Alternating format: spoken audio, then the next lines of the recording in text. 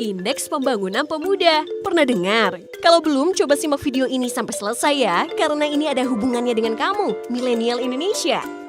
Misalnya, Pak Tono punya 3 orang anak, Ani, Budi, dan Joko. Ani sering dapat nilai bagus di pelajaran kimia, tapi sering sakit-sakitan karena jarang olahraga. Budi anaknya pemalu, tapi sebenarnya sangat jago melukis. Sedangkan Joko tidak pintar di bidang apapun, tapi sangat suka berkelahi. Mereka punya kelebihan dan kekurangan masing-masing kan? Nah, Pak Tono yang mengerti tentang itu akhirnya mendaftarkan Ani untuk ikut pelatihan Olimpiade Kimia dan ajak dia lari pagi setiap hari. Budi dimasukkan ke sekolah seni dan bergaul dengan teman-teman yang sepemikiran. Sedangkan Joko, mungkin kalau jadi atlet karate atau taekwondo bisa kali ya.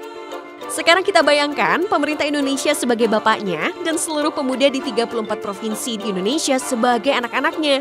Bagaimana cara pemerintah kita tahu kelebihan dan kekurangan pemuda di masing-masing provinsi supaya pemudanya bisa dibangun dengan optimal?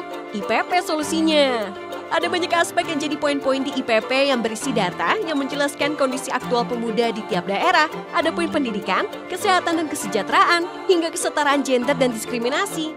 Dengan merujuk pada data di IPP, kita bisa tahu kalau ternyata Yogyakarta buat saat ini adalah kota dengan perkembangan pemuda paling baik di Indonesia. Papua punya masalah yang cukup serius soal gender dan diskriminasi, sedangkan Nusa Tenggara Barat adalah provinsi dengan tingkat kesehatan paling rendah se-Indonesia. Sedetail itu. Dan data ini relevan sampai tahun 2030 loh. Nah, sekarang apa hubungannya IPP dengan kamu, milenial Indonesia? Sini saya jelaskan. Kamu peduli pada pendidikan dan punya komunitas yang aktif mengajar anak kurang mampu? Ayo sini, kita bantu kamu biar bisa terbangkan kamu ke Papua untuk mengajar anak-anak Papua yang pemudanya cuma bisa sekolah rata-rata hanya 7 tahun. Kamu pengusaha muda yang sukses.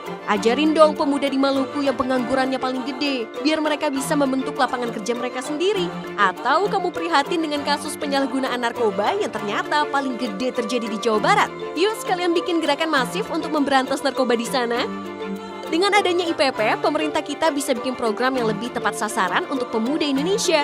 Dan kamu sebagai milenial, terutama yang punya komunitas juga bisa diarahkan bahkan dibiayai, biar kegiatan komunitas kamu dampaknya lebih kerasa untuk kita semua.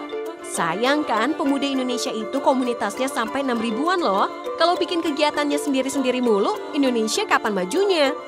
Ayo dong milenial Indonesia, udah gak zamannya cuma nunggu solusi dari pemerintah. Kita juga mesti bergerak untuk membangun negeri ini bersama. Kalau bukan kita, siapa lagi? Kalau nggak mulai sekarang, kapan lagi? Dipersembahkan oleh